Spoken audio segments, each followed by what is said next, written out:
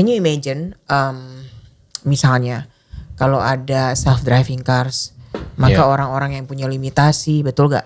Yang lumpuh, yang buta, dia tetap bisa naik mobil kemana-mana sendiri, nggak nyusahin orang loh. Ya di atas kita. Kenapa? Bayangin dia nggak pernah capek. 24/7 kita harus tidur. Ya kita kadang-kadang bisa lemes, sakit dan lain sebagainya, enggak. Ya. Dan apalagi kebayang ya, computing power ini dia bisa ngitung dengan super cepat gitu. Kita kalah.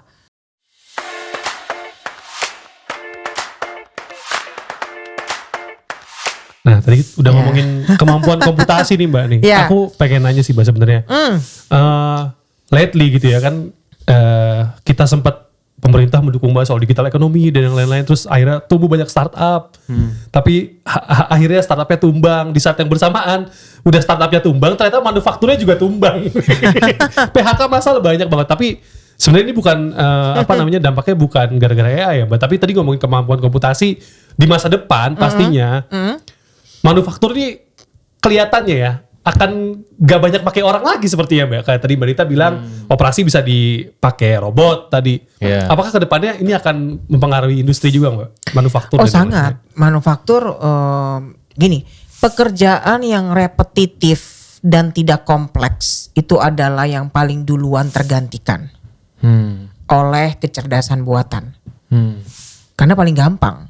Yang paling sulit itu kan karena sekarang gini, AI sekarang levelnya juga belum bisa persis human, mimik 100% belum bisa. Ya kan? Atau udah bisa tapi mungkin masih prototyping ya.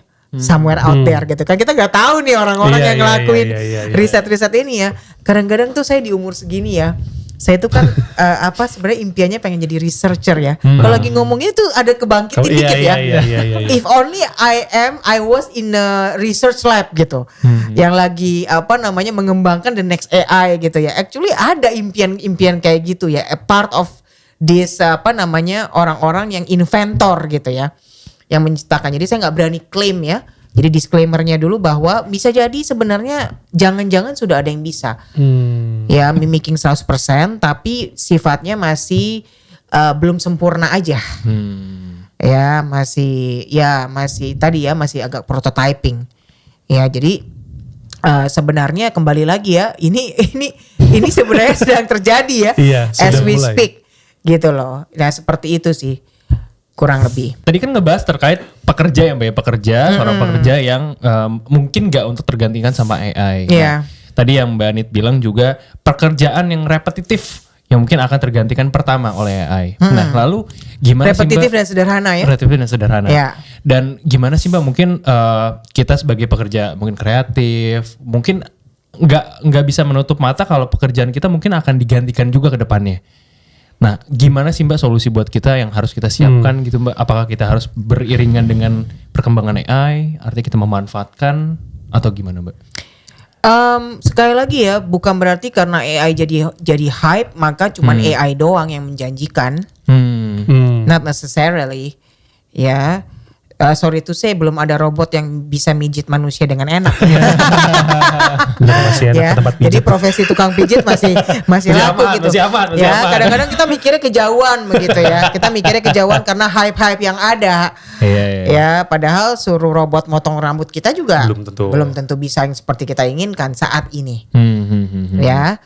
Nah jadi sorry pertanyaan tadi apa Imam? Iya gimana solusi kita untuk sebagai langkah preventif gitu? Ya solusinya ya pelajarin ya trennya kemana. Yang gini loh, orang yang mengantisipasi perubahan itu yang akan menang. Betul. Gitu. Orang yang tidak sadar ada perubahan dan tergulung ke dalamnya itu seperti orang yang lagi ada apa sih gitu kan. Tiba-tiba ombak datang gitu. Terus ketelen. Don't be that person. Don't be that person. Don't be ignorant ya. Oh ya udahlah hidup jalanin aja. Come on we are the creature yang menciptakan si AI itu. Masa jawabnya begitu? Betul ya? Masa jawabnya ya sudahlah. Apa yang sudah terjadilah ya, terima aja nasib. Come on guys, kita adalah humankind yang menciptakan AI. We should not be ini masalah mindset ya. Jangan sampai kita jadi orang yang sikapnya begitu. Ya, informasi begitu banyak tiap hari lalu lalang ya, jangan cuman sekedar pengen eksis di TikTok atau ribut yang gak penting ya. Coba juga pelajarin tren apa ke depannya. Pekerjaan-pekerjaan apa sih yang lagi ke depannya akan ngetren. Ya, future of work Iya. namanya. Apa tuh tren future of work? Minimal sampai 5 tahun ke depan. Udah ada studinya. Ya, bahkan saya bagikan di salah satu free webinar saya gitu ya. Udah ada future of work. Dan itu gak cuma semata-mata soal AI. Iya, AI nomor 1. Ya, nomor 2 pasti big data, Big data. ya. Lalu apalagi Data scientist, data ya. scientist ya itu pasti. Tapi apakah cuman itu doang? Ya enggak gitu. Tapi make sure kita nggak ada di domain yang tergantikan dengan mudah. Bener gak? Pekerjaan repetisi, pekerjaan yang tidak kompleks, ya. Pekerjaan yang formulanya sudah pasti, hati-hati ya. Misalnya ahli statistik itu tergantikan ya, Iya. karena rumusnya udah pasti. Ya, you don't need a statistics expert ya untuk hal-hal sederhana ya. Ya, itu bisa digantikan atau misalnya accounting. Iya. Menarik nih. Ya, itu akan karena udah pasti kan cara pembukuannya Iya, begitu iya, gitu. Ya, itu akan mudah tergantikan. Ya, peran-peran seperti ini akan mudah tergantikan oleh AI. Ya, oleh kecerdasan buatan. Ya, jadi formulanya udah pasti, repetitif sifatnya, tidak kompleks. Ya, atau sederhana, ini kemungkinan besar akan tergantikan. Nah, pastikan sisanya kan berarti belum tergantikan. Iya, betul. Nah, pastikan kalau kita ada di ranah ini, ya cari skill lain, upskill yourself. Kenapa sih ada skill upskill? Pertanyaan saya, seberapa banyak orang sih yang benar-benar upskill dirinya? Iya. Iya kan? Nah, satu lagi nih, blind spotnya humankind ya.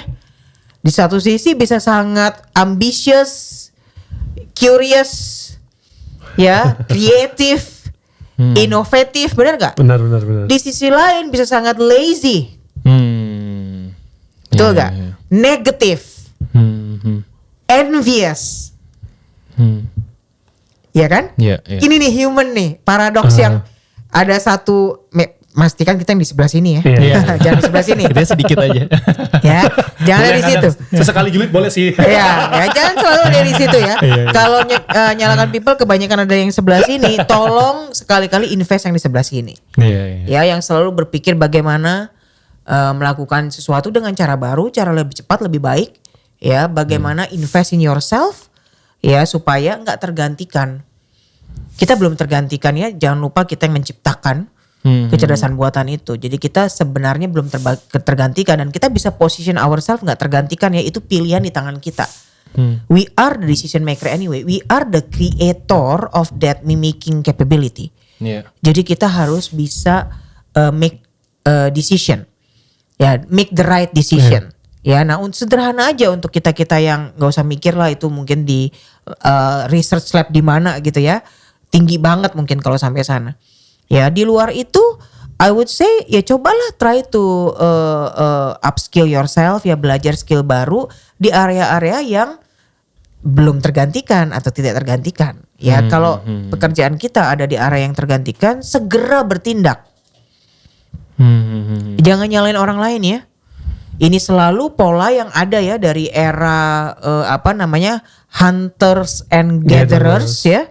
Sampai bercocok tanam, agricultural era, sampai industrialisasi, sampai informasi.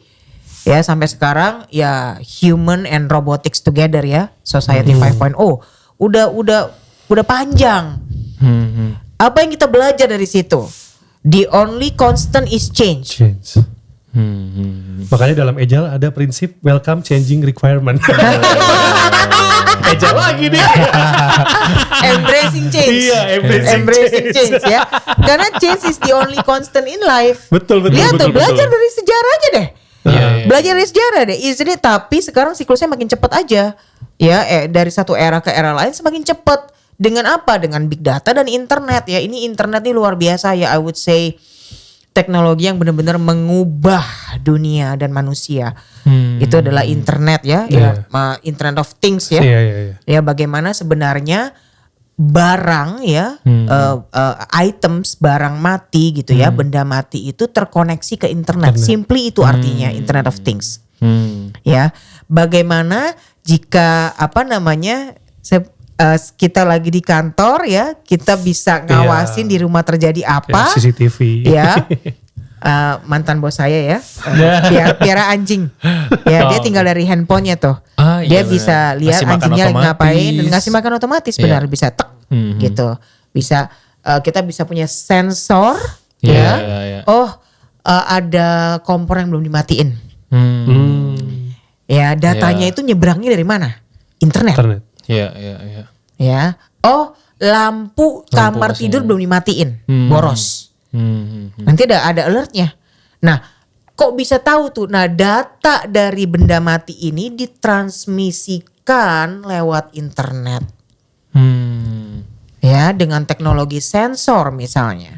Ya, atau kita punya untuk bisnis kurir ya. Mau tahu nih kurir kita beneran kerja apa enggak gitu. Ya, berapa lokasi sehari? Bisa tuh pakai sensor. Ya, teknologi Internet of Things ini.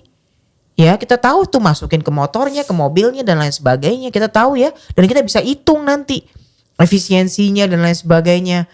Jarak travelnya udah berapa lama dia berhenti buat toilet break atau makan siang. Everything is converted, transmitted into internet ya kan? And as a response kita mendapatkan data juga, more data from the internet. Through the internet, from the internet. Ya, jadi data itu jadi streams of data itu I would say di zaman ini super masif. Kenapa the tech giants ya macam Google gitu berlomba-lomba ya pengen punya big data because of this. If you have data and you can interpret the data, you are actually having power. And you can control the world. You can it's kind of true. Kind of true. You can control the world. Sebelum orang tahu, kamu tahu duluan. Because of data gitu. Yang begitu banyak. You can get insights ya. Yang orang lain belum tahu. Ya, kenapa data ini jadi sangat-sangat powerful. Ya, ngeri ya. Jadi sebenarnya lebih baik tahu apa tidak tahu. Ya, katanya the bliss of ignorance ya. Kalau kita nggak tahu, ya udah. Iya. Ya, kadang-kadang lebih baik nggak tahu aja gitu kan. Kita nikmatin aja lah segala kemudahan ini. Iya, begitu kita tahu ternyata the world is kind of a scary place ya. If you have a lot of data, di sini lagi terjadi apa, di sana terjadi apa. Kalau kita nggak bisa secara objektif mengolah ini semua, isn't it a scary information? Kita bisa overwhelm ya by these streams of information yang kita nggak mampu olah. Benar. Ngomongin sensor dan internet baru kemarin nih Mbak. Aku tuh servis kendaraan yang cukup kelas A lah Mbak. Iya. Terus datang ke sana, aku nggak ditanya keluhannya apa. Cuman kuncinya itu yang keyless, ditaruh di situ di komputernya. Oh, masalahnya ini ya. Hah, aku bisa. Ini kok tahu ya? Apa saya yang Nora gitu. Jadi udah segitunya Mbak. Jadi aku tambah harus ngomong, udah tahu keluhannya tuh di mana aja gitu. Yes. Dan itu keren Mbak. Iya, itu kan berarti selama kamu nyalain dia capture semua information yang terjadi within the machines and engines. Benar. Ya, of that vehicle. Ya, masuk ke dalam data storage-nya. Iya, gitu. itu keren sih. Dan